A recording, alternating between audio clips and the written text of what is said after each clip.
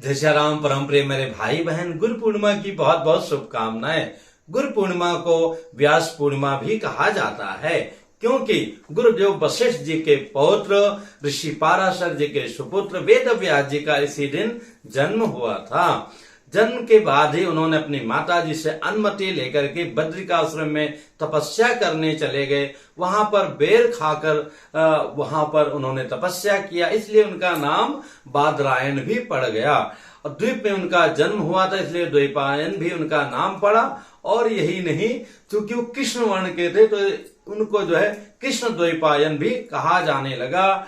वेदों का विभाजन किया और सरल किया, इसलिए उनको वेद व्यास भी कह सकते हैं, विस्तार किया तो वेद व्यास भी उनका नाम पड़ गया। तो मेरे भाई बहन, गुरु पूर्णिमा का अपने आप में बहुत बड़ा महत्व है। कहने के लिए हम सभी लोग किसी को भी गुरु बोलने लगते हैं, पर गुरु वो होते हैं जैसे ज्ञान है या विद्या सा विमुक्त है। विद्या वो है जो हमें विमुक्त करे, मुक्त करे, जन्म मरण के बंधन से भगवान के चरणों में ले जाए। उसी प्रकार से गुरु वो हैं जो हमें अंधकार से प्रकाश की ओर ले जाएं, मतलब सांसारिक माया के बंधनों से मुक्त करके भगवान के चरणों में हमारे मन को ले जाएं। वो कभी ये ना कहें कि भाई हमारी पूजा करो, प्रभु की पूजा करो। और जो सच्चा गुरु होगा, नकली गुरु भी और सच्चा गुरु तो विशेष रूप से अपने शिष्यों पर तभी प्रसन्न होगा जब वो उनके कहे हुए आचरण का अनुसरण करेंगे। चाहे 5 मिनट ही अपने घर में संकीर्तन करें, कीर्तन करें, सत्कर्म करें, जो भी गुरु का ज्ञान होगा उस प्रकार से अपने शिष्यों को निर्देश देगा। तो जो गुरु का वचन मानते हैं, ऐसे शिष्य गुरुओं के परम प्रिय होते हैं। आजकल कहने के लिए हम लोग तमाम प्रकार के जो टेक्निकल या सांसारिक शिक्षा वाले सबको गुरु मानते हैं। ठीक है, उनका सम्मान करना चाहिए, जहां से भी हमें जीवनोपयोगी ज्ञान मिले। लेकिन वस्तुतः गुरु तो वही हैं जो हमें परमात्मा के साथ जोड़ दें, हमारा मन उनके चरणों में लगा दें। ऐसे गुरुओं का सम्मान करने का, उनको आदर प्रकट करने का ये सबसे बड़ा दिन है और हमें दिल खोल करके इस दिन प्रकट करना चाहिए। उचित तो ही है कि हमारे गुरुजी जहां भी हों वहां जाकर के हमें उनकी पूजा करनी चाहिए, उनका सम्मान करना चाहिए। पूजा की विधि तो ही है कि उनका हम चरण प्रक्षालन करें, उसके बाद उनको टीका लगाएं, वस्त्र इत्यादि दें, माला हार पहनाएं, धूप दीप करें, फल मिष्ठान इत्यादि जो भी अपनी शक्ति हो।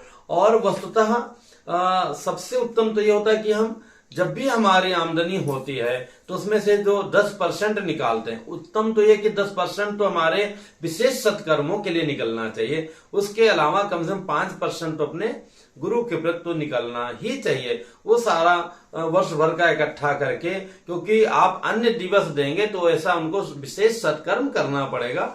आज के दिन उनको जो है टैक्स में छूट रहती है, तो इसलिए इस दिन हमें विशेष रूप से कोई अपना विशेष समर्पण अर्पण करना चाहिए। जैसी स्थिति हो, परिक्रमा इत्यादि करके, प्रणाम करके और उनका आशीर्वाद लेकर के घर को आना चाहिए। और जो गुरु हमारे भी पृथ्वी पर नहीं है, उनका तो भैया फोटो इत्यादि पूजा कर सकते हैं।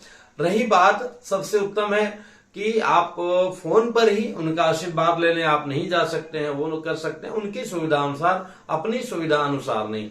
जो भी हमारे बड़े हैं हमें उनकी सुविधा अनुसार कार्य करना चाहिए।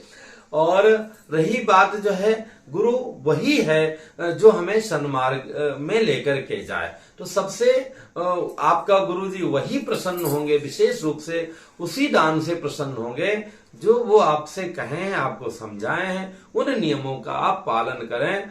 और अगर भगवान के प्रति कोई गुरु आपको नहीं बताता है क्या नियम करना है, कैसे करना है, तो संभवतः वो गुरु के श्रेणी में उसको गिनना असंभव सा है। साथ में जो हमारे धर्म ग्रंथ हैं, व्यास जी के स्वरूप में धर्म ग्रंथ, उन पुस्तकों का भी जो है हल्का सा फूल लगा के, चंदन लगा करके, तुलसी दल अर्पण करके आरती इत्यादि कर देनी चाहिए। मध्याह्न तक पूजा करना इस वर्ष जो है 3 जुलाई 2023 को उत्तम रहेगा। मध्याह्न के पहले पूजा कर लेनी चाहिए। किसी कारण से विलंब हो जाए तो भी कर लेना चाहिए। अभी मेरा दुर्भाग्य है कि उस रूप से जो भी हमारे गुरु जी थे, ब्रह्मचारी जी महाराज थे, जो गुरु भाई भी लगते थे लेकिन वो हमारे लिए गुरु से बढ़कर थे, उनका भी महाप्रयाण हो गया।